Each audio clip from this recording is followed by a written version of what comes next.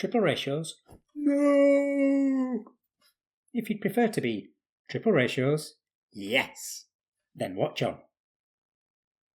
If you've already watched our other ratio videos, you'll already know how to spot them, simplify them, scale them, and check if they are proportional. But so far, we've only been looking at ratios of two things.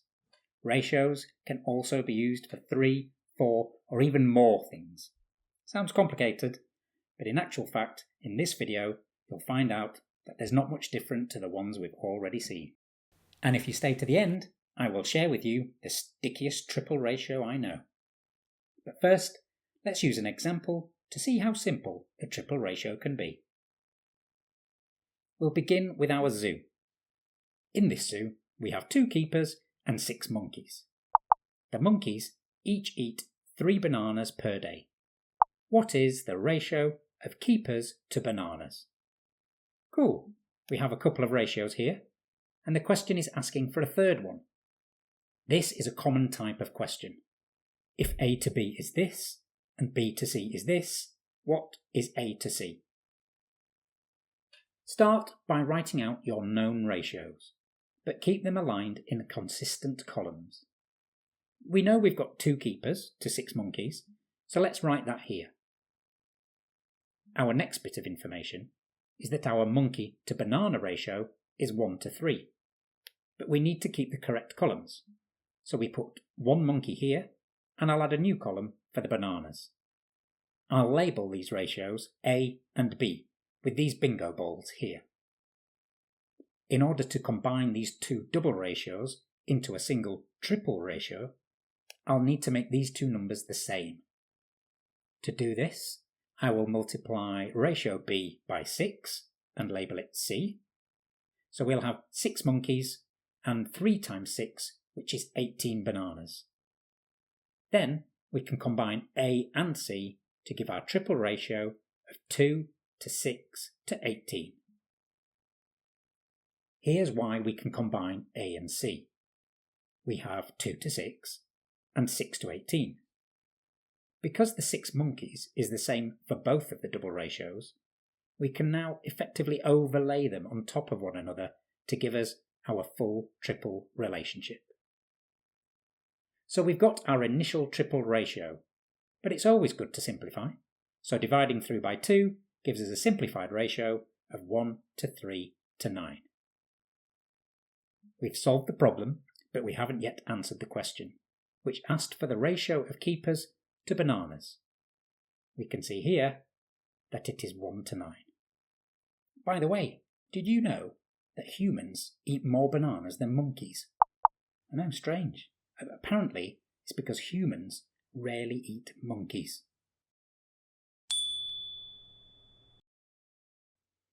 Right, let's give you a tricky one. In a fruit merge game, merging 2 cherries produces 1 apple. Merging 2 oranges produces 1 strawberry. And merging 2 apples produces 3 oranges. What is the ratio of cherries to strawberries? Have a really good go at this, stay organised, and you should be fine. I'd recommend using the bingo balls approach too, to avoid any slip-ups. Okay, take as long as you need, and then come back. Pause the video now. Did you manage to get an answer, or did you get flummoxed by fruit? Let's have a go at it now. I'll first lay out the information we have in consistent columns. 2 cherries produce 1 apple. I'll call that A. 2 oranges produce 1 strawberry. We don't have columns for those yet, so let's add those, and I'll call that one B. Finally, 2 apples produce 3 oranges, so we'll call that C. So that's all the information extracted from the question. I first need to combine a couple of these double ratios to get a single triple ratio. I could combine A and C by looking for a common multiple of apples here, or I could combine B and C by looking for a common multiple of oranges. We could go with either, but let's choose apples because I can quickly see a multiple of 2. To get this, I just need to multiply A by 2, I'll call this D. I can now combine C and D to get 4 to 2 to 3, and we'll label this E. And now, to complete our quadruple ratio, we need a common multiple for the oranges. A common multiple of 3 and 2 is 6, so in order to get that, we'll need to multiply E by 2 and B by 3. We'll do B times 3 first and call it F. So 2 to 1 becomes 6 to 3. E times 2 becomes 8 and 4 and 6, and we'll call this G. Finally, let's combine F and G to get our quadruple ratio of 8 to 4 to 6 to 3, which can't be simplified any further. We've solved the problem, but haven't yet answered the question. This is quite a common way to lose marks in exams. Students get carried away solving the meat of the question and then forget to look what the question is actually asking for. So always double check the question before moving on. Always. In this case, the question asks for the ratio of cherries to strawberries, which is 8 to 3. Let's check our answer with a game of fruit merge. Our answer is that 8 cherries should produce 3 strawberries. So let's start with 8 cherries and get merging. Okay, I'll merge these cherries. Ooh, there's an apple.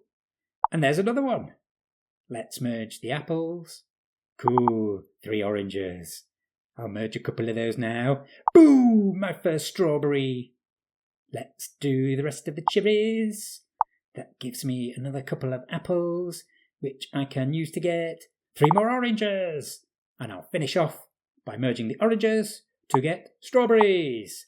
And there we go, 3 strawberries as predicted. And if you look down here, you can see that the number of each fruit we produced matches our quadruple ratio of 8 to 4 to 6 to 3, which shows we did it right. Well played! Did you like that game? Will you like this video? I'd be really grateful if you did. All you need to do is hit that thumbs up button quickly if you're finding this video useful.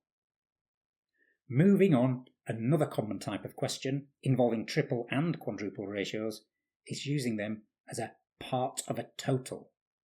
Here's an example. 3 monkeys, Abs, Babs and Cuddles, are given bananas in the ratio of 5 to 3 to 4.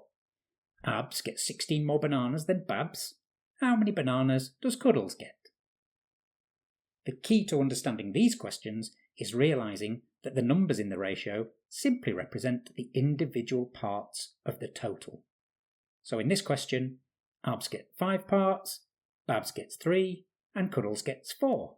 Hence, there are 12 parts in total. And the usual approach to tackling these questions is working out what one part represents, and then applying it to the rest of the question. Here, we're told Abs gets 16 more bananas than Babs. But how many parts is this? Abs gets 5 parts, Babs gets 3. So Abs has 2 parts more than Babs. And we know that this is equivalent to 16 bananas. So from this, we can deduce that one part represents 8 bananas. That's the hard part done. But now we need to answer the question. So applying it to the question, we are asked how many bananas Cuddles gets. Cuddles gets 4 parts, so that's 4 times 8, which is 32 bananas. So the key to making these questions easy is always work out what one part represents and then take it from there. Why don't you have a practice at that? Have a read of this question, get your pen and paper ready, and take your time working through it. When you reach either an answer or a dead end, carry on watching the video. So press the pause button now. Okay, let's see how we get on with this one. We start by extracting information from the question. I know that there is a mouse, a cat, and a dog. The dog gets twice as many lumps as the mouse, so I can represent this by a 2-to-1 ratio, with the dog getting 2 lumps for every 1 lump the mouse gets. I'll call this A. The next piece of information is that the mouse gets 1/3 of the amount of cheese as the cat. I could write this as a 3rd-to-1 ratio, but that involves a fraction. Much better to use whole numbers. If I scale this up by 3, it means that for every 1 lump for the mouse, the cat gets 3 lumps. I'll call this B. Combining A and B means we now have the complete triple ratio of 1:3:2, which means the mouse gets 1 part, the cat gets 3 parts, and the dog gets 2 parts. We also know that the cat gets 6 more lumps of cheese than the dog. Looking at the parts, the cat gets 3 and the dog gets 2. So the difference is that the cat gets 1 more part than the dog. This equates to 6 lumps of cheese. Hence, we now know that 1 part is equivalent to 6 lumps of cheese. But we haven't answered the question yet, which is how many lumps of cheese are there in total? If we look at the triple ratio, the total number of parts is 1 plus 3 plus 2, which is 6 parts. And we already know that 1 part is equivalent to 6 lumps of cheese. So 6 parts is 6 times 6, which is 36 lumps of cheese in total. Make sense? Are you happy with triple and quadruple questions now? Hopefully you realise there's nothing to fear. It's all about translating the information in the wordy questions into clear maths, and then using a nice orderly approach, maybe a bingo ball or 2, you should be able to reach the answer with confidence. No guessing required. And as promised, here's the stickiest triple ratio I know. It's 45:1:9. Do you know why? Because if you use this ratio with PVA glue, baking soda and contact solution, you get slime.